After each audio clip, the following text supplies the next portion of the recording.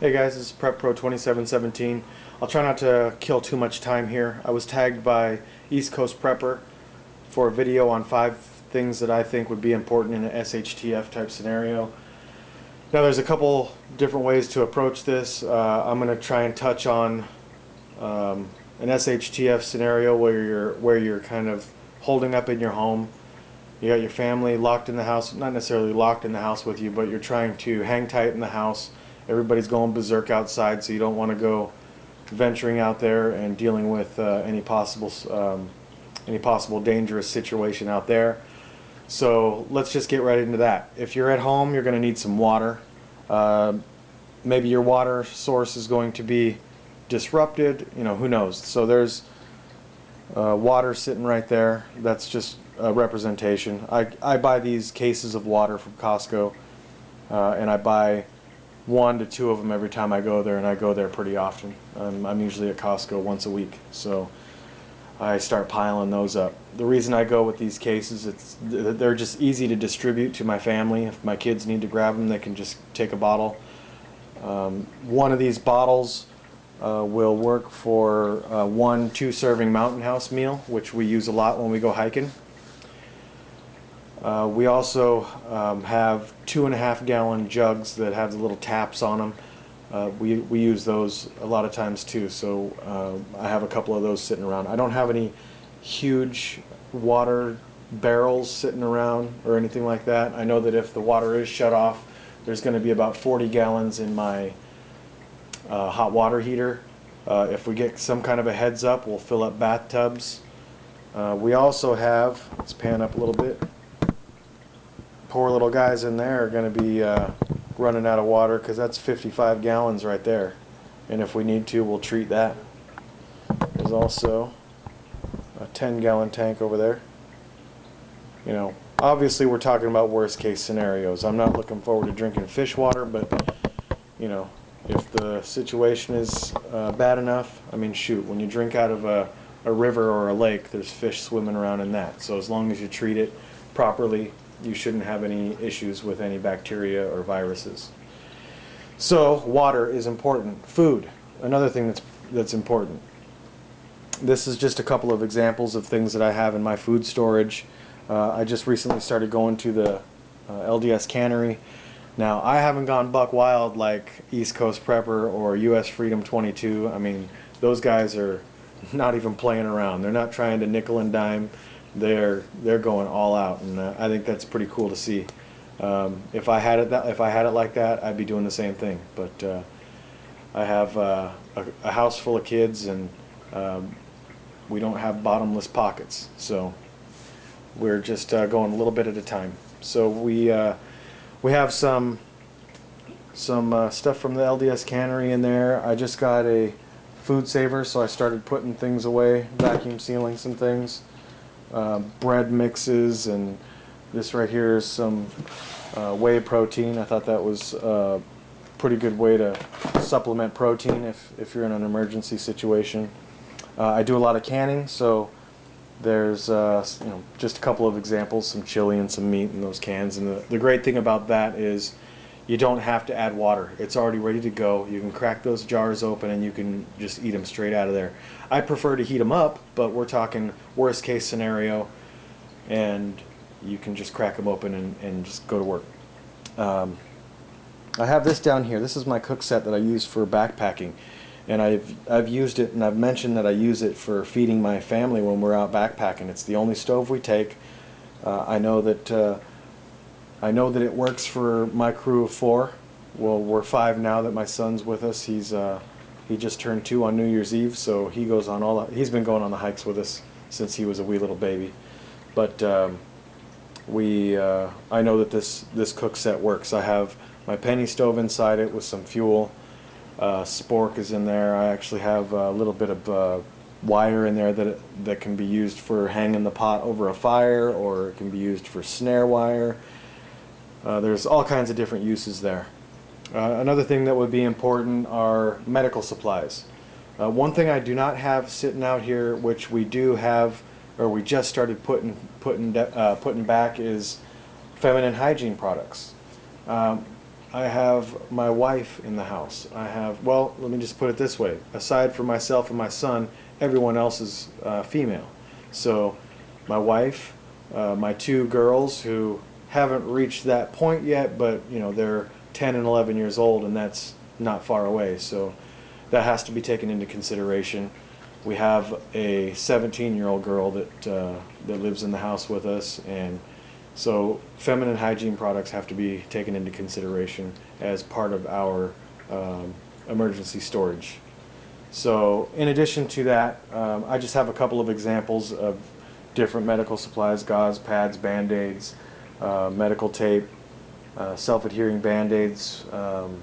This is just ibuprofen, but it, you know, just insert any medication that you could think of: antacid, anti-diarrhea medicine, allergy medicine if you have allergies or people in your family have allergies. So there's a few things there that you can that I think would be important. Next, I believe defense. Now I'm not rattling these off in any particular order of importance or anything like that. It's just these are just a group of 5 things that I think would be pretty important. A pistol for defense, a shotgun for defense, AR for defense, SKS for defense, some sort of a firearm. That would be my preferred method. You don't have to get up close and personal as you would with maybe a knife or a baseball bat or your golf club or whatever it might be. So I think that a pistol or some sort of a firearm would be ideal for defending your family, defending your home, defending your property. But I'll get into maybe I'll do another video where I kind of go into more depth and explain my position on what I think is ideal for home defense, personal protection, that kind of thing. So this is what I think would be important if you are at home. Obviously there's just a myriad of different things that you could add to this, but 5 things that I think are very important in that kind of a situation are kind of sitting right here. Now, if we're talking about leaving your home, for whatever reason your home becomes unsafe and you need to, you know, beat feet on, I don't know. Are you walking? Are you driving? You know, I don't know. We're going to go ahead and just maybe say that we're on foot. If that's the case, I would have my pistol on me. I carry my pistol on me in my house. I go to my bathroom with my pistol on me. It's just how I've always done it. I've always carried my gun on me. It's not something that I just do when I leave the house. It's just a natural thing for me. And I have my phone in my back pocket. I have my pistol on my hip. It's that common for me. So I would not leave my house without my pistol. So I'm just assuming that would already be on me, that I would already have my pistol on me. So these things would be things that I would have in addition to that. So I would think that a fixed blade knife would be very important. Not that a folder can't do the job. I actually keep my folder in my pocket also, and that's always on me also. So maybe I'll just consider that would just be with me along with my pistol. I did a video on my EDC, so you can kind of get an idea of the things that I do carry on me every day. But a fixed blade knife, a nice sturdy fixed blade knife, something that that's going to be durable and just a useful tool. You can think of all kinds of uses for that. A first aid kit. This particular first aid kit is, started out as the hiker first aid kit from REI, but I've modified it to suit my needs.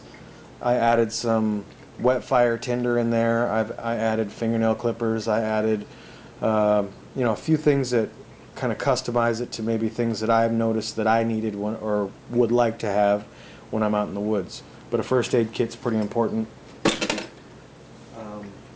Some sort of method of fire, and I love these ferro rods. They work great coupled with the tinder in my first aid kit. This thing, I could get a fire started pretty quickly, and then it's just a matter of finding some dry fuel for it once you get it going. Stainless steel water bottle. This is all stuff that I take in the woods with me. I'll I'll probably do some videos on these things when I have them in the woods, just to show the uses that I find for them. But stainless steel water bottle. I keep some paracord hanging off of it. I can actually use this carabiner to clip this onto my backpack or onto whatever I need to do just to secure it. But there's 15 feet of paracord on there. It's 550, so there's, if you take the strands out of the inside of it, you're looking at about 120 feet of cordage, and you can find all sorts of uses for that. And when the approach that I'm taking here is essentially my lightweight backpacking setup. So I would take Mountain House meals. They pack really light. This particular one is the vacuum sealed variety. Some of them are not vacuum sealed like this, and they take up a little bit more room. But this particular one is good for 2 servings. So I would take something like that on me just for something to eat. Maybe help sustain me until I get to where I need to go. Well, there it is. This is my view on some things that would be useful in a SHTF scenario, whether you're in your house or on foot trying to get to your safe place. So I don't know what proper etiquette is on these videos. It sounds like I need to tag another few people, so I saw Eastcoastprepper tagged 4 people, so I'll do the same. And I apologize if I tag you and you've already done one of these videos. Feel free to not respond to it. But that being said, I want to tag neoprepper. Also, I'd like to tag Cowboy520. I'd like to tag adventureswithdad. He's still switching his channel, so he's putting up new videos, but I'd be interested to hear what he has to say about it. And I'd also like to tag Bibles and Barbells. I'm curious as to what he would deem important in this kind of a situation. So thanks for watching. Suggestions, comments are very welcome. Rate my videos, please. I'd like to know what kind of stuff you guys want to see. I'm just kind of going off of what I'm searching for, and I kind of do videos that are related to that. So that's kind of where I'm going, and I'd like to know more now that I'm getting more subscribers, I'd like to know what you guys want to see. You know, what would you like to see me doing? You want to see me jumping through flaming hoops? Do you want to see me doing cartwheels through my living room? Obviously I'm not going to do any of that stuff, but you get the basic idea. Thanks for watching, and we'll talk to you guys next time. Take care.